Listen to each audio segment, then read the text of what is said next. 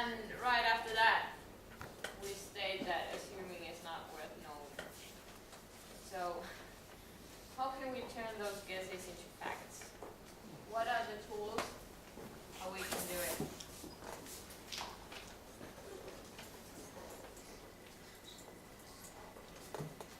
So in your canvas you got the guesses that you have made. You have made a guess that your new modern design is like interesting for the mass markets in Asia and Europe.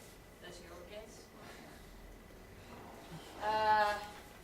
Here we have a guess that quality, experience, and professionality is interesting for them.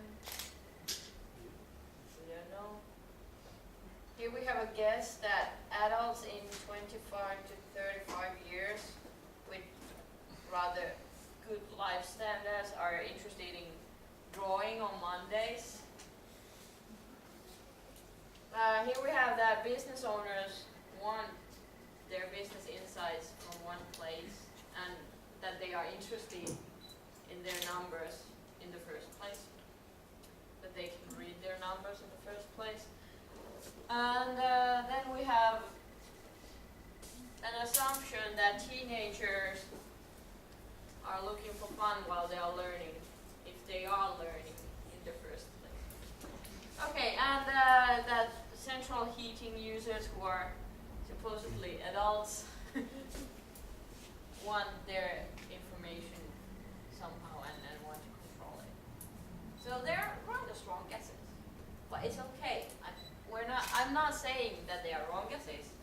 I'm not saying that you might even be right with this. I'm just saying that we don't know yet.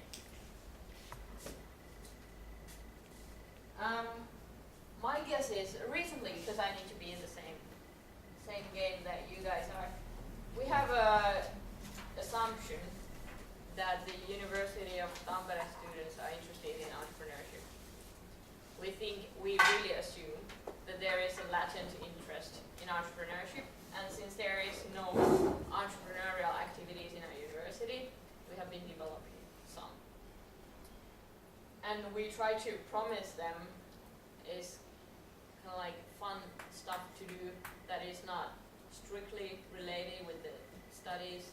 They don't get any credits, but we try to give them kind of like prospects or some kind of other paths for their careers. We don't know if it works, but that's what we're guessing. And we're doing an experiment at the moment, whether if it's so or not. At the moment, it doesn't look so good, I can tell you that. So maybe at least we were assuming that the group of students is much bigger than it really is, who are interested in entrepreneurship. Most of them just don't do shit. But that's another story. I'm not gonna share that with you more. Okay, so how can we replace guessing with facts? How can we find out whether this is true or not? Statistics maybe? Statistics Research. is one, yes. Research definitely. Then what are the tools again is the question. Feedback, definitely. Statistics is interesting because service design, usually when people do service design, they underline that it's not the quantity, but it's the quality of information. So what can we do with broad statistics? I think that definitely what we can find out is how big the market is. That kind of stuff, like how promising is it really for us? Why should we spend one more minute to like in the project? That's for sure. Then when it comes to questionnaires or surveys, like what would you like to have in this service, or who would you like to hear in this lecture series, or something like that, it gets a bit more complicated. And the reason is that it's so detached from our everyday life, you know? I was reading the City of Tampere website, and they were designing designing a new park for kids. And then they asked in the internet, they had a survey, like what should it be like? What kind of stuff should there be like? And I was that, come on, it's me. I'm 32, I think. It's not me that you're looking for, that you're looking answers from in the first place. Like, I'm completely wrong audience, but I'm the one who uses internet. How many 6-year-olds, okay, they do it already now, but then, like, how can they write what they are looking for in a park? The second question is that when I'm sitting in my office with my laptop, how am I supposed to come up with something in a park there? Like, it's so far away from that real setting. So that's an issue. And that I do like surveys, and you get information quite efficiently. But think about what kind of information you get from that. And does that help you to validate that guess that you have made? Does that help you turn that into fact? If it doesn't, then figure out some other way. And what's fun with the tools is that you can come up with anything. Like, you can do all sorts of experiments, and I know that you have a jam coming up, so that's good, because then now you get probably some insights or ideas, how can you collect that customer data, and you can actually do it there and execute it really quick. So, I have a few tools there, really basic, but if you're interested in tools, because everybody usually is, then I suggest, this is my all-time favorite. There's a D-School in Stanford, and if it's in Stanford, just copy it. Don't try to improve it. There's no reason. This is for the facilitators as well. I highly recommend it. I use it as well. There's a D-School Bootcamp bootleg. And it has approximately like 30 to 40 different methods how to get customer data. There's journey mapping, and there's all kinds of stuff. And you can then, based on the kind of like the research problem that you have, based on your canvas, based on the type of problem that you're trying to solve, you pick the right method. Because it's not like you can take a survey and use it everywhere. I think that you can use journey map almost everywhere, but still there is time and place for every tool. And usually it goes in a way that you just start using some that you can adapt rather quick. And then I think that, like, if you got 3 to 5 good tools, then you can manage with those. Like, you don't need to know and use them all. It's not like you need to have it, like all of them. But if you can use few, then you're good to go. And Canvas is definitely one of those tools that I use, like, if not daily, then weekly. It's definitely something to continue with. Okay, but let's move forward. Now I want you, this is something, you don't need to do it right now, but during the next break and then the session afterwards, you need to pick which way are you trying to validate your assumptions. So you can pick from these, or you can you can just Google test something else out, or find another way to validate your problem.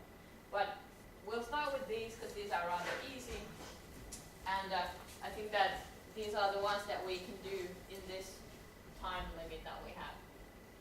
So if you think about interviews, my all-time favorite, because it's really easy. I can just sit here and ask how you're doing and tell me about your life, tell me about your, I don't know, what did you eat for breakfast, and then you start telling me stories and I'll start listening. And it doesn't require that much. I might need a few good questions to kind of like, so that we can get the discussion but basically it's about encouraging the ones that you're interviewing, tell you stories. And I'd rather talk about discussion more than interviewing, because if I did some, I tried to find a good illustration, and then when you Google, like, put a image search, and if you put interview, you get like this. All the photos are like this. And if you go to the supermarket corner and be like this, they won't say anything to you. They will go totally, they will just shut down. So that's the reason why I prefer to use the word term discussion, but just to be kind of like clear, I chose interview here. So what do you do before interview? What do you do? Like if you are now, if you need to validate your problem at this very moment, what do you start doing? First of all, you'll pick. What is it? Do you want to know is the customer segment right? Do you want to know, like, who are they? What kind of people are they? You can decide that, or you can decide whether if it's really the solution, the value proposal that you're trying to validate. Then you'll probably know that, okay, you got senior citizens or adults. Then you can already spot the right people, maybe, and then you can start asking them about the solution. But you need to decide what it is that you want to validate. And this has been really, really, really useful for me, because before I was a bit like, okay, then we just go and ask them questions, and sure, I can brainstorm questions, but then it's like how can you spot on when they start telling you what is really useful information? But then when you know that you got this one thing in this iteration, in this cycle that you want to validate before you move to the next iteration, then it becomes evident, and you can do it in 15 minutes. You don't need that long. But if you go with the broad setting, you'll need 3 hours. And then after that, you got 3 hours of speech in your recording machine or in your notebook. And then you're just like, what am I going to do with this? Because you got so much data. So decide. And now when we have only like 20 to 30 minutes, then really it has to be something clear that you want to validate. Okay, brainstorm questions. In this you need a friend, probably is easier. Just write all the questions down that you think that you need. All of them. And this is like, you have been probably talking about brainstorming at least inside the team. And you know that the rule is that you need to write everything down. If you start questioning in that place when you're just writing it, never do it. First write it, then skip it if it's lousy. Always write it down. And in the team, you need to be comfortable with lousy questions and lousy ideas. First, at some point, you need to get rid of them. But first, write them down. Every good question, every bad question. So then you pick out. And it always goes like this. This is more generic, but I will still tell it to you. In the innovation process, think about your iterations like this. First, you increase the information, you increase the ideas, you increase everything, you increase the data, and then you cut it down. And these are different. And if we start to discriminate them here, they will never get big enough. We need to give the permission to be silly and stupid and do the guesses and do stuff here. And here we need to be ruthless. And we need to be, also inside the team, we need to be aware on which side we are. Because if you start discriminating someone's idea here, they are not going to tell it to you anymore. They just shut down. And you have lost that person. It's kind of a tricky. But yeah.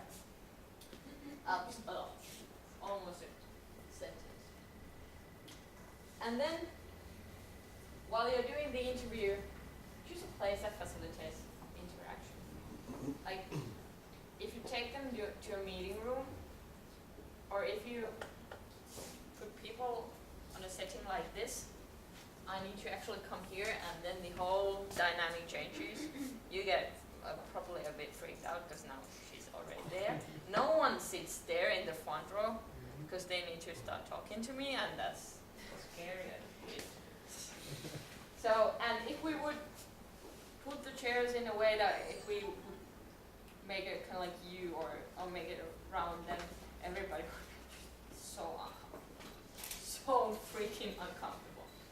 So, choose a place carefully if you have that opportunity. And if you can make it as real as possible, make it. So if you're designing a park, go to a park. If you think about something to business owners, try to go to their office. Make it as real as possible. Because it does matter. It really does matter if you're in a supermarket or in a coffee shop, or if you think about the mass market of Europe and Asia, that's a really tricky one, especially the Asia, since we're not in there. But then go as close as possible of those people everyday life. Because still, there is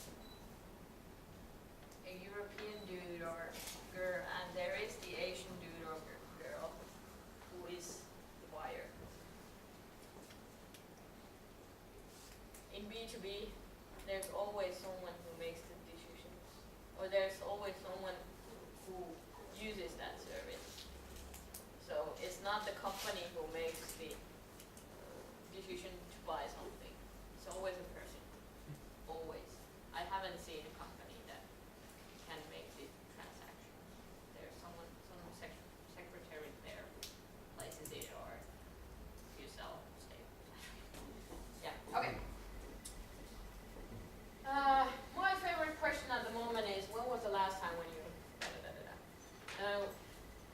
about the survey thing, at the university when we were trying to find out what was the interest in entrepreneurship, we did a survey, but we did it in a way that we went to university coffee shop, and we sat to the table, and we were the ones who filled the survey.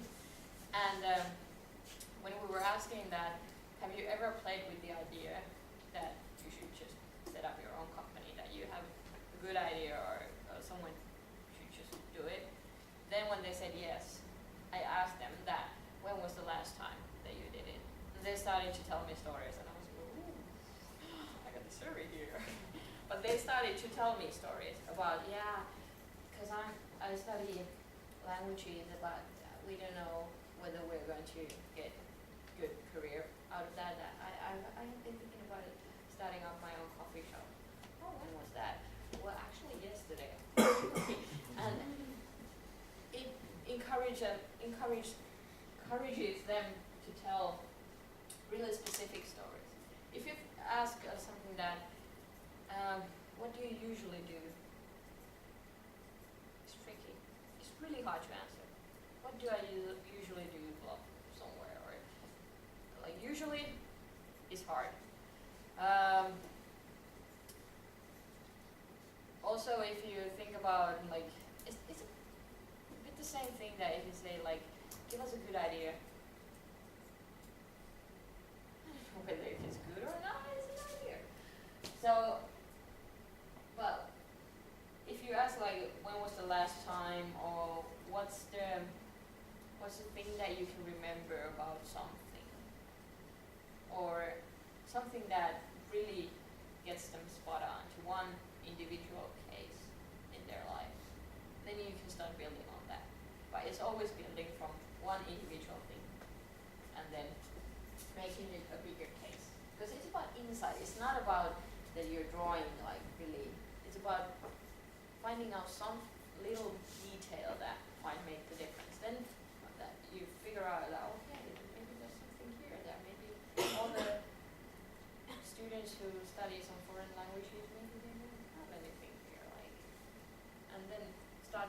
that. But start with the one inside, then with something that is broader. I don't know how it is in here, but like if someone asks us in Finland, if someone asks why, like at least 2 times, we feel that it's like they're pushing. Like it's really funny thing because still we like to be asked why. Like if someone asks me like have I been thinking about, I'm going to use the entrepreneurship example, that if someone asks me that have you been thinking about starting up your own business while you're studying at the university, I might say yeah, sure, but actually what's valuable is the question why, because it might be because we have been given so good services and a lots of input and lots of encouragement to do it, or we have been in such a lousy place and there's nothing there, or we don't see ourselves as having a massive career somewhere, and that's what we have to do. And it's quite crucial to know if you think about it. And there's a rule that if you ask at least 5 times why, then that's usually enough. But try it. It's not that easy as you think it is. But be curious. It's really not like, why are they standing there in the line type of being curious. But they're like, how come they're standing there in the line and not in there? Or how come they are making the, like, it's not a line at all. Why are they in a group? Why are they not making a fine line there on the counter or something like that? So it's a bit like being a 3-year-old in a supermarket. Really scanning around. And take notes. When you're interviewing someone and you're not taking notes, you're just asking them, then they're like, why is it that you're doing it? You're not taking anything from me. Like, are you supposed to remember everything that I say? It's not. But when you take notes, even though they are not, you know, it might be just some words or something, they know that you're responsive, that there's something going on also in your side. So please take notes. And you cannot remember what they are telling you. Even though you might be recording it, still take notes. Just like fake it, if nothing else. But it has it's significant. Okay, so you can do interview. Any questions about interview at this moment? No? I have a question. How to make people comfortable? Like sometimes this is a very tricky situation when you come to them with your questions and they are like already scared, and so what can you give some advice about the start, the beginning, like how to make this safe and confident environment? Excellent question. First of all, I will tell what it is that your that their answers are used for. Then the second is drop out all the titles, maybe even surname. That you're just like, I'm just Leena. I have no title. I just came here. But I don't know. Like, we're really informal usually in Finland, so that's also something that has to do with culture. So what's the best situation? What's the best way to do that in such a situation, of course? Look in the eyes. It's obvious, but it's not that easy. Or it's not, maybe not that obvious in that situation, especially when you got your questions here. But still, try to do it. And I kind of believe in the, as I say, that where you are kind of matters a lot. So if you are in their habitat, if you are in the place where they live and where they are comfortable, probably they will be comfortable with you.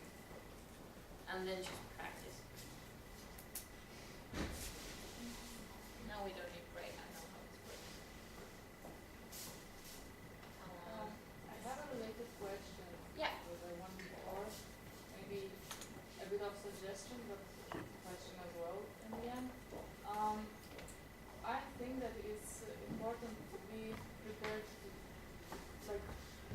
controlling your hands at first, but yeah, because the other person wouldn't be very comfortable if you are not comfortable at the beginning. But then how to make the person,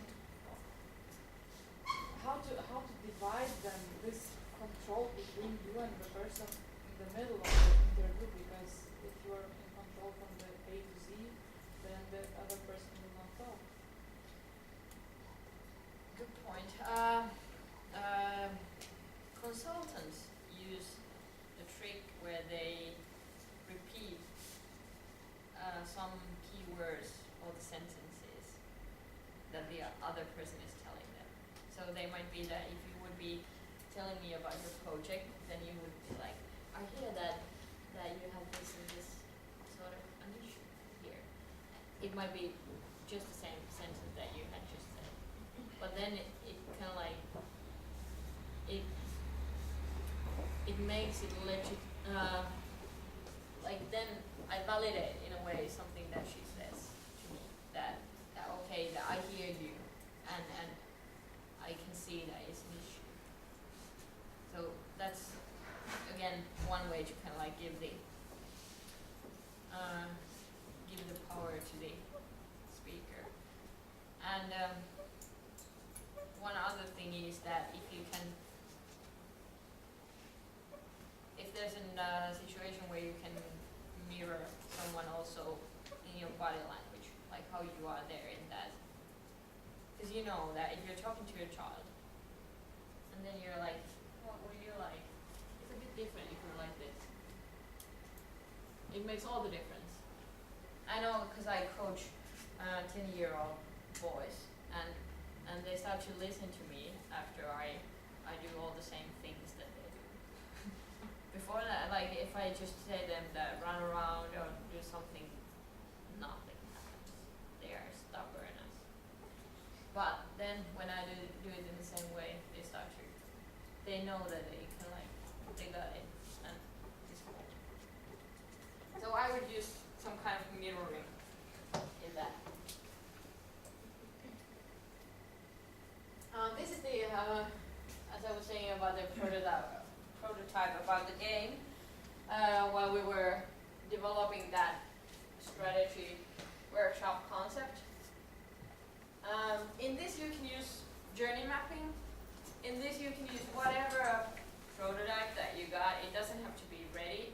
It just has to validate the thing that you're looking for. Like if it is like that that your customers are into red, you assume that you want to do something that is red, then you just go there with red stuff.